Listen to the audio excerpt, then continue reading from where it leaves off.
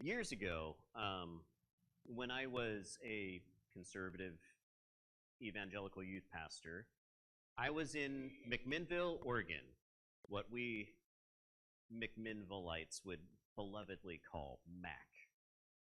And my dad served on staff with me at this church in Mac. I was the pastor to the youth. He was the pastor to the seniors. Every week we would have these big staff meetings. And in these meetings, we would have our children's minister. We'd have our women's minister. We would have our small groups pastor. And we'd often have our office administrator in there too. These were a big staff compared to like what we've got here. This church had started out in the living room of the lead pastor. It was a church plant, and it had grown to what is often referred to as large church size. That as a category is often defined as between 250 people, like on Sundays, regular attendees, and 1,000 people. You get past 1,000 people, you're in megachurch territory. And in this particular staff meeting, our lead pastor was presenting us with a problem. And the problem was that we had plateaued. We had plateaued at just 300 people. What a shame, right? He was really quite frustrated about this, but he had some solutions to present us with. And so he presented a number of strategies for us so that we could get to the next 100 people, you know? Strategies to help get us to 400 people, so we weren't stuck at 300. Throughout this meeting, my father was staring down at his feet. He was uncharacteristically quiet, and I could tell that he was mulling this all over. He had something on his heart. And he spoke up after our lead pastor had made his presentation, and he said, "What's wrong with being a church of 300 people? Following Jesus isn't supposed to be a popularity contest, right?" Our lead pastor flipped, turned beet red, his face was all contorted, and he started yelling at my dad, berating him in front of a room full of peers, a room full of friends, a room full of what we would often refer to as spiritual family, right? And he said a lot of things, most of which I don't remember. But he made one comment that has forever stuck in my mind. He said, "I will not be the pastor who got stuck at 300 people." And he said it with such disdain, like it would be the worst thing ever. And like these people who were coming, these people who are a part of our church, these people who trusted us, like they didn't matter, really. That they were incidental to this status of being another, a higher level of pastor.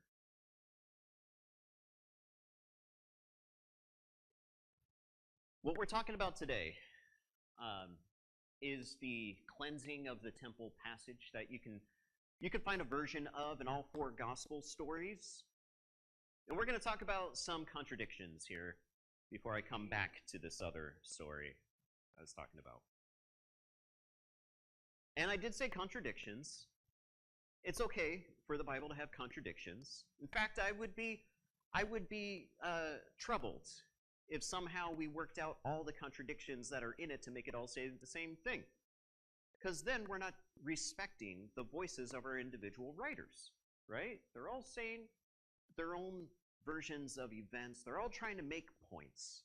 And it's important to see where they don't agree in order to see what that point might be. Just like, what was that movie? It came up in a small group a few weeks ago. Vicky, I think you said what the movie was, where everybody's telling their own different versions of events. And yeah, that one. Yeah, Rashomon. And people all have their own agendas in the telling of the story, right?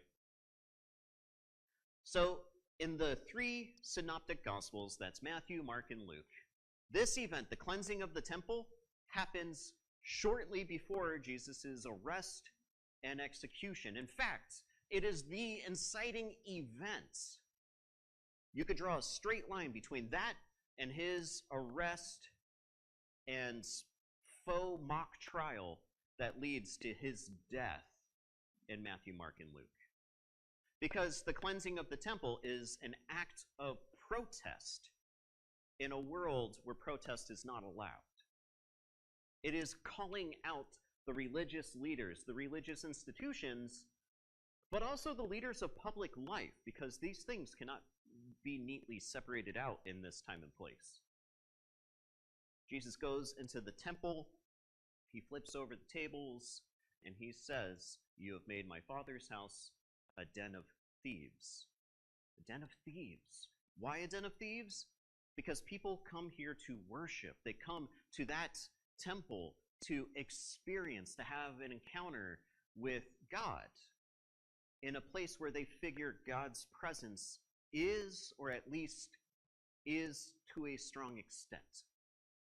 It's an access point for the God that Jewish people all over the world love. So much so that they forsake months and months of income insecurity, taking care of their flocks or their gardens, their farms, or whatever their trade may happen to be, for the sake of coming to Jerusalem. Just like pilgrims do today, all over the world. I know one of us is gearing up for a pilgrimage. It takes a lot of prep work, right? Even more so in the ancient world. So you get there, you have to, it's pretty laborious to bring an offering all the way from home, months and months, over to the temple in Jerusalem. I mean, honestly, you're just trying to make sure you have enough food and money to get there yourself. You don't want to bring a lamb or two or three, depending on how wealthy you are. You don't even want to bring, say you're a poorer pilgrim, you only need to give like a dove or two. You don't want to bring a dove or two with you this whole trip, right? You got to feed them, make sure they stay alive in order for you to make this sacrifice. So you go into the temple and you're supposed to be able to make an exchange of currency, and then an exchange of that currency for an animal that is suitable to be sacrificed for God. This is an act of worship. This is an act of love and devotion to God. And the practice that Jesus is criticizing here in the synoptics, Matthew, Mark, and Luke, is the exploitation that happens through the various levels of this supply chain. Because everything gets increased in value. It's expensive to have to do this. You get charged to exchange your money from Caesar imagery of the empire, over to what are like temple tokens, so to speak. Can only use it there in the temple because it's clean money. And then you get charged to be able to get this temple animal too. And it's, you get a premium for the luxury of the service. You get a premium for it being 100% okay to donate. So it makes a lot of sense that when Jesus is protesting and occupying that temple, he's calling out the thievery, the exploitation that is happening through this, as people are just seeking to sincerely worship God. But did you notice what's going on in John? This is in chapter 2 of the book of John. We got a lot of chapters left. So in this version, this is not one of the last acts of Jesus' public ministry. It's actually the first act of Jesus' public-facing ministry. This is kind of how he makes himself known to everyone. And this is like one of multiple trips to Jerusalem he makes. And apparently, this event is not the biggest of deals, because when he flips over the tables, kicks out all of the folks who'd be profiting from this, and occupies the temple, you know what kind of resistance he's met with? Some harsh questions. How do you get off doing this? Who gives you the right? He just gets a talking to. That's it. There's no arrest. This does not lead to his death. In fact, in John's telling of the story, Jesus' death and execution happens like 3 years later.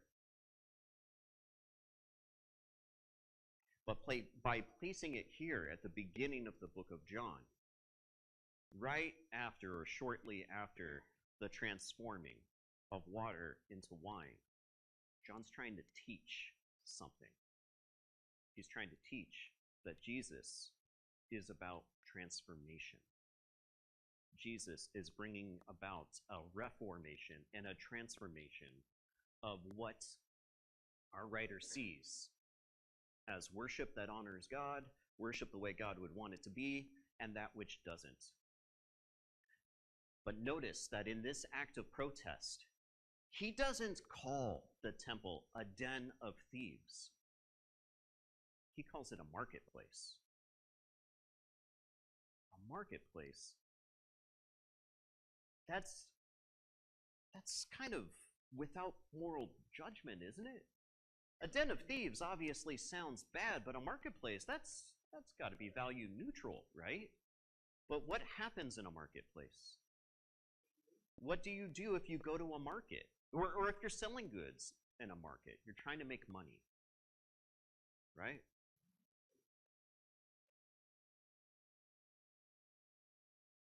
Yeah, so he's directly calling out here what I call the businessification of religion. That's what I see Jesus calling out in the book of John. The profiteering here. And I think that is something we all too easily gloss over in this text. Now, the businessification of Christianity is super common today. You turn on the radio, you're going to find several Christian music radio stations. Turn on the TV. You used to only have TBN. Now you've got multiple Christian TV stations, right? You go on to streaming, there's streaming. You could even find Christian edited versions of movies if you want that, right? Speaking of movies, there's an entire Christian movie industry. It's everywhere. When I was in Bible college, we had somebody who, we had a few people start up their own Christian clothing companies. We had a friend over a couple of days ago. They left a I Love Jesus sweatshirt at my house. It's still there, waiting for them in the closet. During the 90s, this was everywhere too. I mean, I remember What Would Jesus Do bracelets. And, you know, how many folks have like the Jesus fish bumper sticker, you know, especially the Jesus fish eating the evolution fish, eating the Jesus fish. Like, it just goes on and on. And I could spend a whole sermon talking about that, and I'm not going to. That's not the main thrust of what I want this message to be about. But I will encourage all of us to be thoughtful consumers. Think about what you're spending your money on. Think about what you're spending your attention on, you know? If you're following Christian influencers, that's fine, but I hope you look deeply, see what they care about. And if it's something that you find to be opposed to the heart of God, consider what you're doing with your clicks and your views and your money. What I want to talk about is the businessification of church. Because that's what was happening at the church that I came from. The church I was talking about in Mac. At some point along the way, and I think we actually started off this way, but I didn't really see it. We were so focused on evangelism, so focused on conversion, that was our main purpose in being. If you asked us what our mission was, every one of us who had been there for longer than a month would tell you, well, we are disciples who make disciples who make disciples. And there really was no end to that. No wonder our lead pastor was so frustrated about plateauing at 300 people. There never would be a number we could arrive at that he would be satisfied with, because at our core, Christianity, in his view, is supposed to be about recruitment, recruitment, recruitment, growth, growth, growth.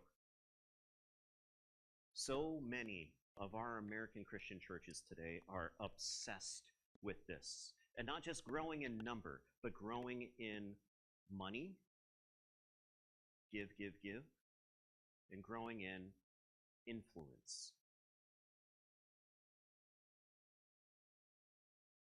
And so, they utilize all of these abilities that they've learned from the CEOs amongst us, the business world. They utilize every capitalistic tool available to them.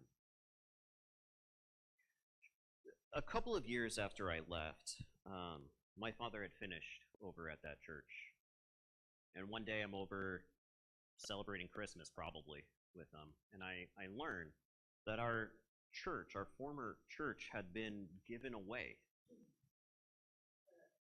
Our lead pastor functioned as CEO.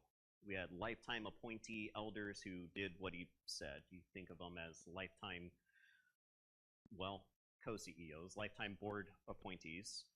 And he wanted to move on. And so he gave our church to a megachurch down the street. Well, by down the street, I mean in Newburgh, like about 10, 15 minutes away. They became a satellite congregation. And like a hostile takeover, the folks who were all on staff before, gone. Just gone. Now, if you go to that location, you'll get the same product being pumped into the church in Newburgh over in McMinnville. Why? Well, because it works. It's effective. We're disciples who make disciples who make disciples.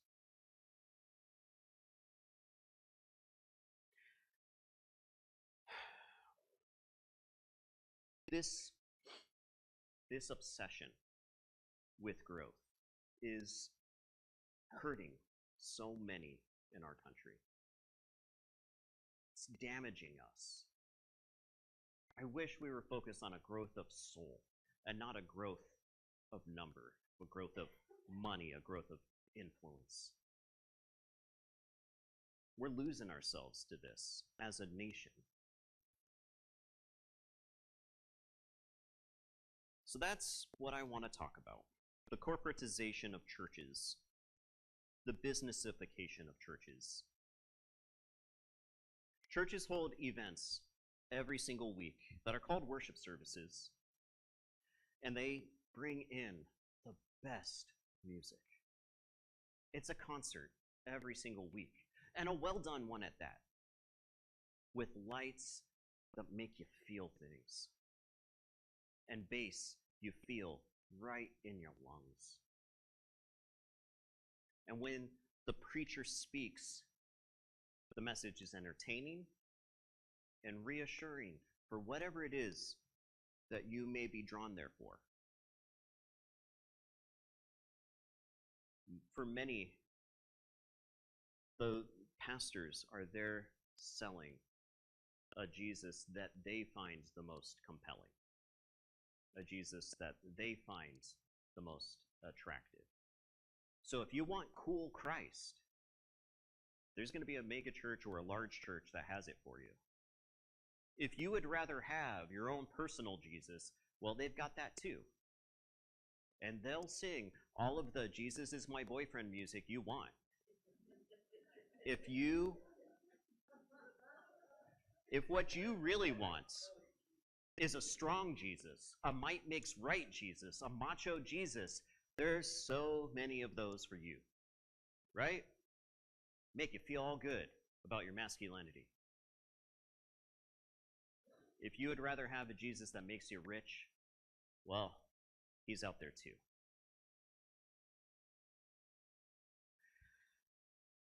And what I see happening all around us, what I see particularly disconcerting today in the city of Portland, throughout the state of Oregon, throughout our country, is the increasing appeal of a nationalist Jesus. A Jesus who blesses all of your bigotry and tells you, actually, you know what? The people who are different from you, they're the ones who are wrong. Have you considered changing them? What if we legislated change for them? What if we made sure to put them in their place? But I don't see this self-interested Jesus, this selfish Christ in our New Testament.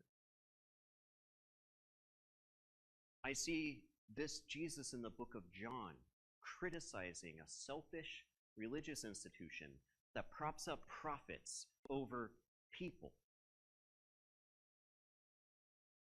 And too easily we miss that.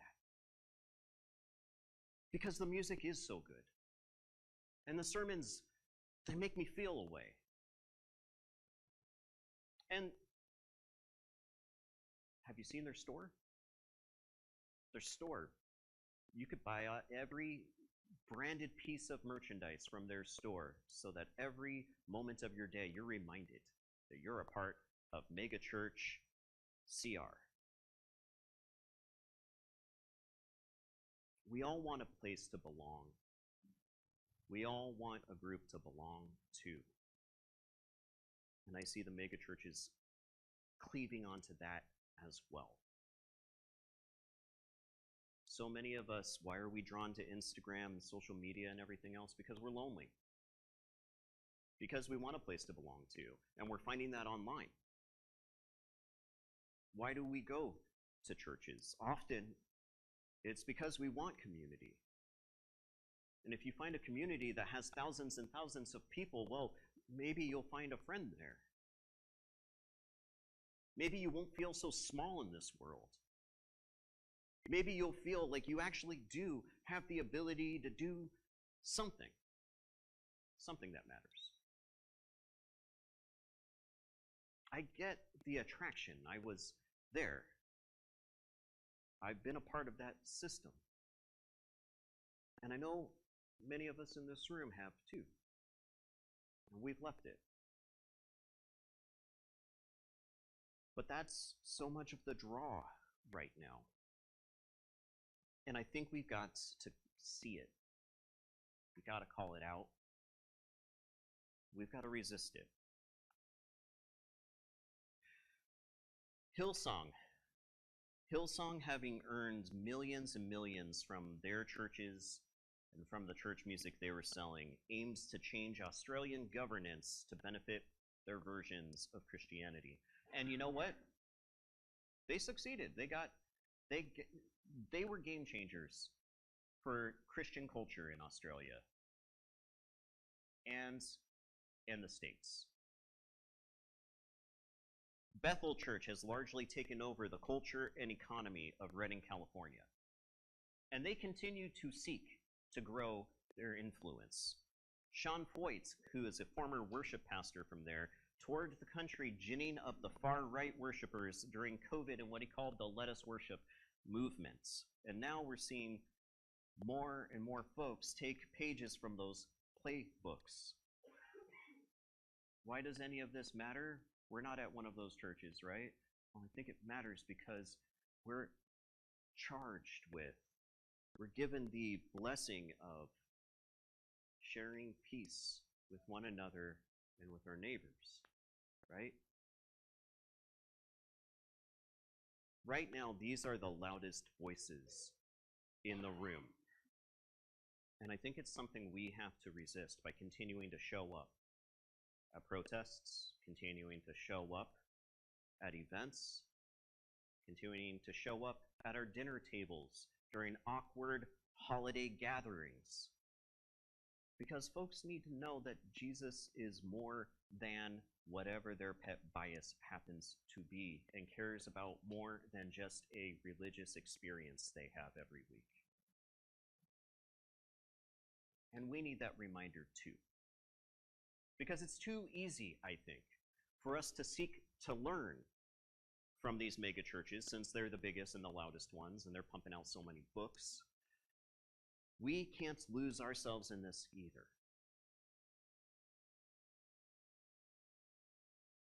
Mega churches went from being in the 300s in the 1990s to about 1,800 today.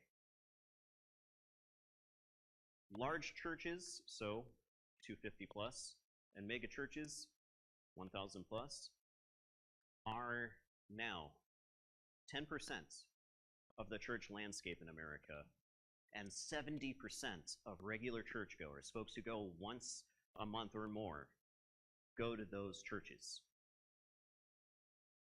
According to, let me make sure I got this right. According to a stat I'll get you later. But think about that, 70% of regular churchgoers are going to those churches. And I think some of us are feeling that when we go out to coffee. I hear you say, like, when did things get to this point? Why are things at this point? I think it's because of the attraction and the shrinkage of smaller churches and people going to these bigger churches. And we could be drawn to, like, well, what works for them could work for us, but let's refuse to do that. Let's learn from megachurches, not by adopting their corporatizing in the hope of growing like them, but by refusing to compromise the love of God and neighbor, even if it's unattractive, even if it's unpopular. Let us care about growth, but let it be the growth of soul, the growth of hearts, the growth of love. Let us care about our finances, but only as a means to the work of mutual care with and for our neighbors. Otherwise, why are we here? We could just go to the megachurch down the street. Let us use the influence we have, not for the sake of self-interest, but for the well-being of our neighbors and ourselves. A Portland where people have food and water and shelter, regardless of their religious views. Where people have health care and child care and retirement. A Portland where people are safe and flourishing regardless of their religion or their citizenship or their race or their gender or their sexual identity. This is what transformation looks like. This is what water being turned into wine looks like. This is what we're working for.